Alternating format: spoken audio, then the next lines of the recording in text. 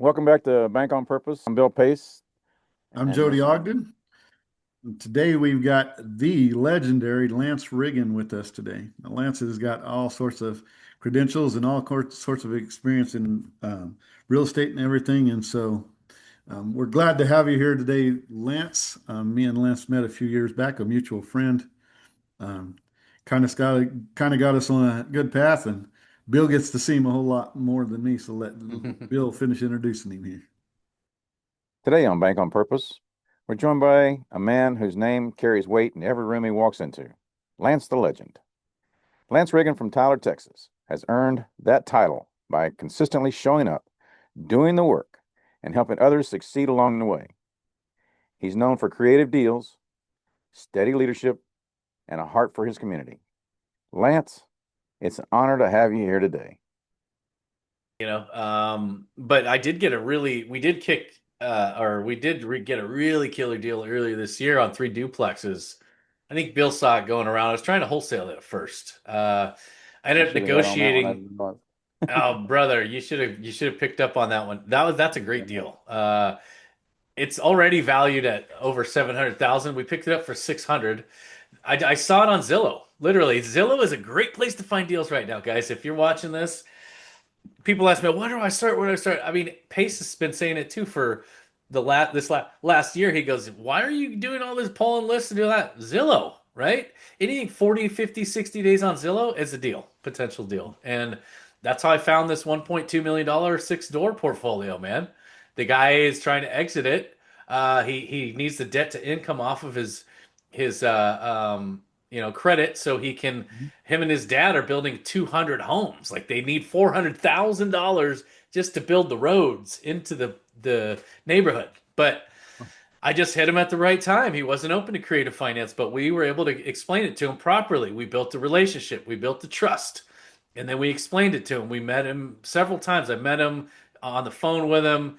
And then we ended up meeting him even at the title company because we're actually structuring our first Morby method with this guy, where we're actually going to get paid at the closing table about 80 to $100,000 to buy this property. Okay, Oh, gotta uh, love that. so it's All a right. two-part transaction, and so we had to walk him through it. Wanted to bring him to the title company to talk with our escrow officer, so he knew it was all legit.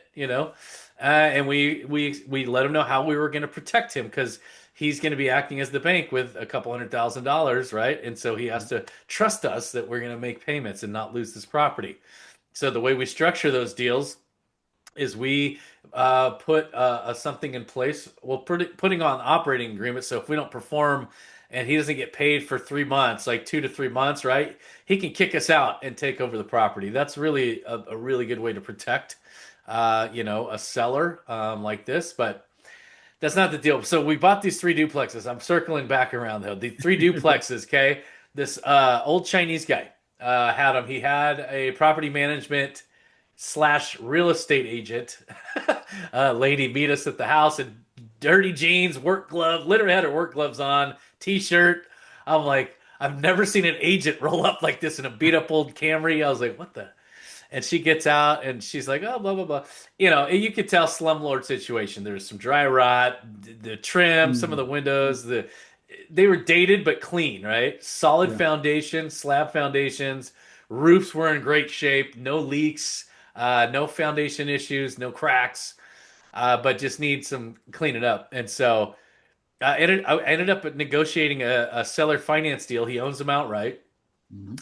Negotiated a seller finance deal with a 3% interest rate with this guy. I actually always offer principal only. He came back with 3% interest and for 5 years, right? And I would have liked to stretch it out a little more, but 5 years at 3%, and he lowered the price to 600,000 too. So when I saw it on Zillow, it was like $100,000, deduction. I was like, what? That's when you jump because they want to move it, right? Oh, yeah, And they're so motivated. yeah, holy smokes. So I go, man.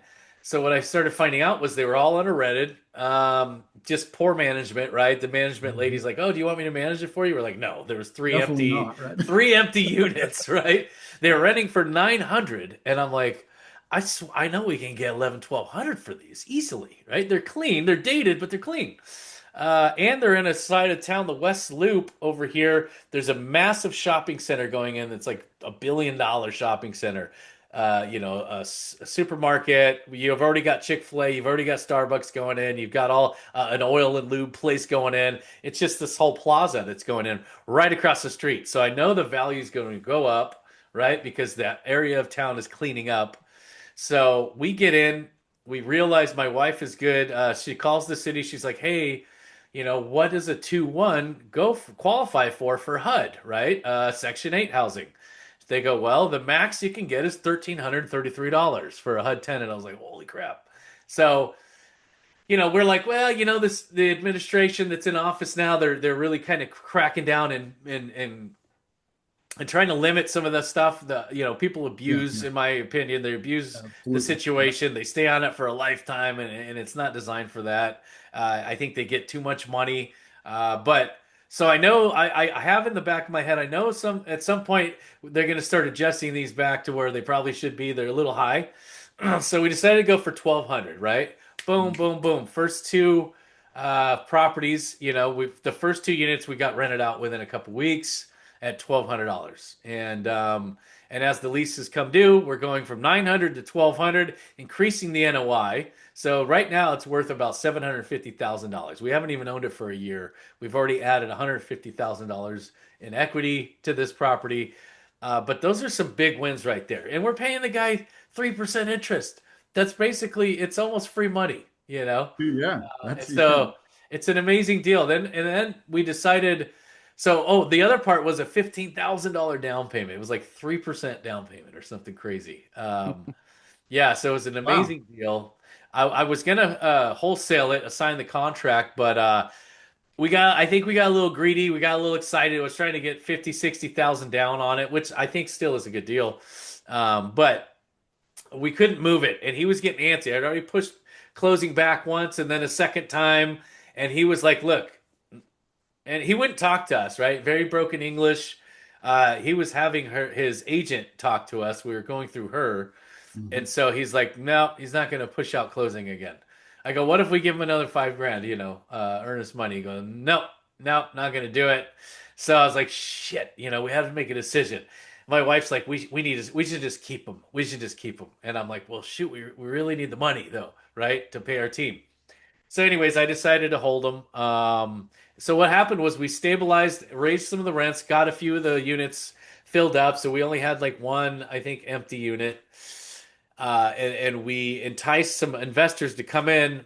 We basically sold them 50% of the equity, I think, for about $75,000.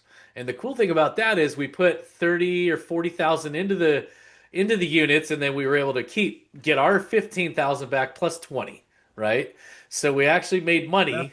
Nothing wrong, nothing wrong with And that, we right? still own 50% of the equity, right? And so we cleaned up some siding, fixed the dry rot, fixed the gutters, and got all the windows and everything caulked in, and new trim on some of it, and painted it. And so yeah, that was an amazing deal, right? And so these guys are great. They're happy. They're getting, we're getting monthly disbursements out or quarterly. But yeah, I already have a guy, my local contractor, one of them, who might want to buy it for 750. So man, we could turn around and make $100,000 on that on top of the money we already made. So Yeah, those my deals are out there, guys. Way to go, man. They're out there. Thank you. sounds like when it become challenging, you stepped up to the challenge, and by stepping up to the challenge, saying, "Hey, we'll just bite the bullet," Mhm. now the pie's got a whole lot bigger. Yeah, it sure did. Yeah, it's been a great one of my favorite investments besides the mobile home park. It's my second favorite. The mobile home park we own has definitely was one of the best deals that we've done so far. It is the best deal we've done, I think. And so, where's the home park at? That's in Midland, Texas, Oh, West Texas. Yeah, well, a lot of a they're in lot the of oil patch. refineries, oil field country. Yeah, Yeah. uh-huh. So, Yeah, so yeah, go ahead. tell us a little bit about that deal. I mean, Yeah, yeah. So the mobile home park in Midland was a. I didn't want to buy it. I'll just be really honest with you. We wanted a mobile home park. I had been learning about mobile home parks. I'd been reading about mobile home parks, listening to podcasts. I found a mentor, right? So these things are really, really important, guys. You don't just jump in and go, I want to buy a mobile home park.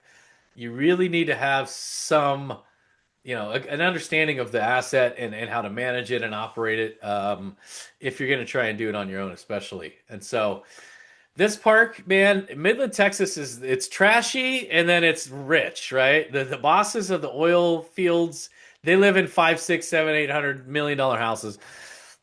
The workers live in these RV parks, right? Mostly because they're not there for a long time. They'll come in for 6 months maybe or a year, right? Yeah, So they're not going to buy usually a house. and usually too, they're working 2 weeks on, 2 weeks off, or 14 on, a week off. So they got Yeah, schedules where they go home wherever home is, and then RV right. parks are huge there too. Yeah. Yeah, so this park was a hybrid, right? So it was like Mhm. 22 mobile homes and I think 18 or 20. It was 43 pads in all, like whatever the mix was, RV pads. And so we got in. I was able to negotiate up front. I love the negotiating. That's my part in closing. My wife is great at acquisitions. People love her. She's easy to talk to, right? She builds that trust, that rapport really well with people. She's very empathetic. I am not, and so she's so much better at that front part. The front. She front loads the deal for me. So Nice. she'd been talking to this guy for months, and we finally. I was like fighting it. I'm like, I don't want this thing. It looks like a hunk of crap. No. And she goes, look, and we're talking like $1.5 million. I'm like, we've never bought anything. We've never done any deals that big. That's a lot of money. And she goes, well, babe, I think we can really turn this thing around. And so it was crazy. So we started negotiating. I go, okay, she won me over, right? And I decided, okay, let's give it a shot. Well, we started negotiating. We got to terms. He was trying. I think he was asking 1.5. I was able to negotiate a seller finance deal with him, and also got him down to 1.4, I think. Mhm. And so I got $100,000 off the purchase price, and we were in negotiations. This park, man, oh my God, it was such a nightmare, headache. It was. It's not for the faint-hearted, man. Okay, if you're gonna get into investing, especially buying a park that you want to increase the NOI, raise rents, clean up. If you buy a park that's performing, that's clean, and everything else, it's a lot different from what we did. We wanted to, clean up this what was it, charcoal, and pressurize it into a diamond, right? So we did a lot of work, man. It took us a long time, but the deal up front, I'll tell you about it. I went back and forth with this guy quite a bit. We had a dozen phone calls, 6 months to close this deal from start Oh, to wow. finish. From when my wife started talking to him to when we closed the deal, And so Mhm. we built Well, that rapport. We went back and forth a bunch. I was able to negotiate interest only payments for the first 2 years, so we could stabilize the asset. He understood, right? yep, yep. Um, and then we ended up getting $10,000 in an escrow account from him, for repairs, because we got in there. We knew that there was going to be some things. There was some things that weren't well maintained. The septic. So we burned through that 10 grand on septic systems, plus another probably 10, 15, 20 on top of that. The pump froze the first year, right? The Oh, freaking right. water Yeah. pump froze, dude. Yeah, so we had to have it repaired. We had to put a little heater in there for winter months. We had leaks in the septic. Man, people were flushing wipes and feminine products, I'll just say, down the toilets. And so we couldn't find management, man. The first manager was a joke. I think she stole our tractor. We had a John Deere tractor that was in the deal, and that disappeared. Oh, And wow. then she got pissed at us and spray painted our brand new sign that we just had put in the bottom of it. Like spray painted over her name. Yeah, her name was there for the management. She went and just spray painted over it. It was just like, "Ugh." And then we Get got your name another, off. I mean, bro. Oh God. So, but I wanted to go back. So the down payment was, I think, 200,000, and he wanted 20% down. I think I ended up getting him down to like 12%, something like that. But what happened was I went out. It was easier to find money too back then. This was 2 years ago. Mhm. right? It was still pretty easy to find money. I was just on a roll, right? I was raising funds. I'd raised already several $1 million for other people's deals and my own deals. So I went out and I started marketing this on Facebook and in my CRM, and I found a few people interested. One guy wanted they already owned like 5 parks. They wanted 70% of the asset, and I'm like, I'm not going to give you 70%. No way, dude. We'll take it. We'll manage it. We'll blah blah blah. I go, nah, that's not what I'm looking for. I want control of the asset, you know. Yeah. But then I had another gal in Florida who ended up becoming a good partner and friend of ours, who put the entire amount down. I think it was like, I want to say 200, 220, something like that. But so she came in as a private money partner, you know, as a 50-50 partner. And thank God we found her. God knew what he was doing. I'll tell you right now. That other partner probably would have came in and got it done. But we learned so much with Patricia. She came in and she already had a management background. I didn't even know that. But she was very hands-on, good with numbers, accounting. She kept a really good pulse on this thing. She built the performa. Um, she was amazing and is amazing. And now we're partnered with her looking for RV parks. But she was such a huge asset to us. She kept the whole thing together when everybody wanted to quit and give up after fees and maintenance and septic this, overflowing that. Oh my God, this froze, that froze. The siding got damaged, hailstorms, trees falling over. I mean, you name it. Dogs wandering around, people just dumping trash everywhere, furniture in the yards, broke down vehicles. I mean, we went through the whole gamut of stuff on this park. Um, and so we decided, hey, look, she was getting really nervous with her 200K in there. Well, let me back up. We actually put a $25,000 acquisition fee in this park for us. So we got paid to buy this To mobile buy the home park. park, $25,000. Okay. And I put acquisition fees in every deal I do. I'm doing all the work, right? Yeah, yeah. You're Yeah, bringing the it just makes money, sense. but we're operating, we're doing all the work. We're getting the contracts done. We're doing the acquisition, the close, right? The post close. We're the operator. You're bringing in the funds, right? And so I need to get paid for all that work we did. So we put that in. And at the time, Vina Jetty was very proud of us too. We were in her little multifamily group, and she's like, "Lance, you're the only one that's done it the right way. You should have asked for more, but that's still a good job." Yeah, it was like 3 or 4%, she said. But anyway, we structured a really good deal, right? The interest rate was the only part I didn't like. I think it was like 7.5%, so it was equivalent to a commercial loan, which is really wasn't bad, but I couldn't get him down. He wanted 10%, you know, so I beat him up a little bit. Everything he wanted, I had to beat him up on to get, you know, to make it make sense. Yeah, So anyways, Patricia's getting really nervous, right? The park is just like, it's just constant. The second management lady just wasn't great either. She lived 20 minutes away. She wasn't getting leases signed. She wasn't getting, putting eviction notices on, you know, 3 days late eviction, right? Eviction notice on the door. That's how you get people to pay. You have to be tough on yeah, yeah. You people, gotta, yeah, right? You got to build the culture where people are responsible, adults, and pay their rent, you know? And it was just like some evictions. Some people pulled their mobile homes out of our park, which I thought never would happen. I couldn't believe they actually did it. We raised rents, right? So she's like, Lance, look, I'm nervous. I don't know, blah, blah, blah. I think we need to sell it, you know? So I go, look, I don't really want to sell it. You know, it's doing good. We had about, I think $50,000 in the savings account though. No one had been paid, right? But at this thing, I thought we were getting. I mean, I was like, oh, we're gonna make at least 3-4 thousand a month on this thing, and she was so petrified though, you know, not a visionary at all, integrator, very integrator, that she was so scared that she kept all the money in an account, and so she goes, look, I don't know what's going on. The market's blah blah blah. Why don't we sell this thing? I go, I don't want to sell it, right? Why don't we try and find some equity partners who will come in and buy out some of our equity, 50, 60, 70%. So she wrote up a pro forma because she'd been doing deals with Grant Cardone, right? She'd done a couple of deals and, you know, making 5% annualized, whatever, right? That's what he pays, like nothing. Like it's yeah, yeah. crazy. But, you know, the name, the brand, like Pace, Oh, right? yeah, Ooh, yeah, yeah. safe, comfortable, you know, I get it. But she'd known how to build a performa because of it, and so she built this performa out for with a 5 year projection. And from what we did to what we were, we had increased the value in the NOI on this park by about $400,000 in that 12-month time span that we had it. Wow. Yeah, it was incredible. No, 500,000. That was $500,000. And so we ended up, our current evaluation on the park was 1.9 million. I was like, wow, really? She goes, Lance, we can cash ourselves out and still own 30% of this park. I go, no kidding.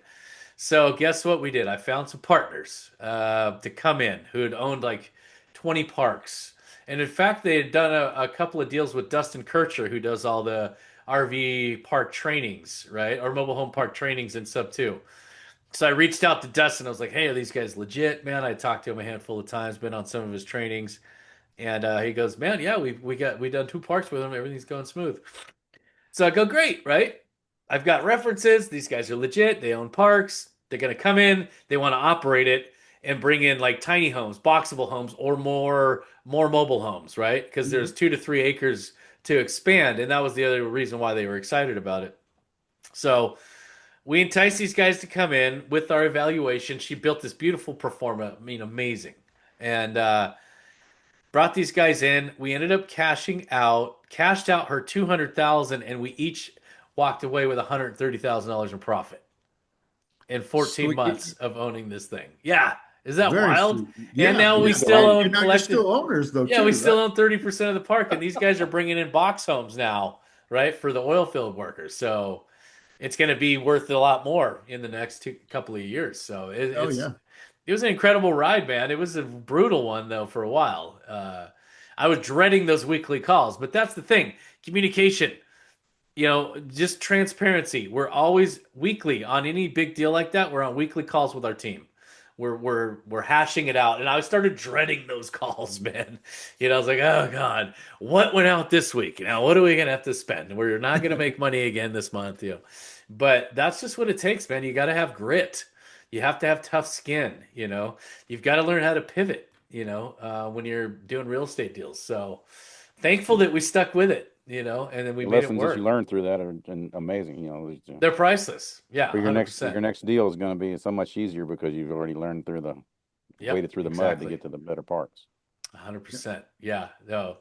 So it's pretty cool. Yeah, we've got now our equities about still we still have about maybe 100,000 in equity sitting in that park with our 15%.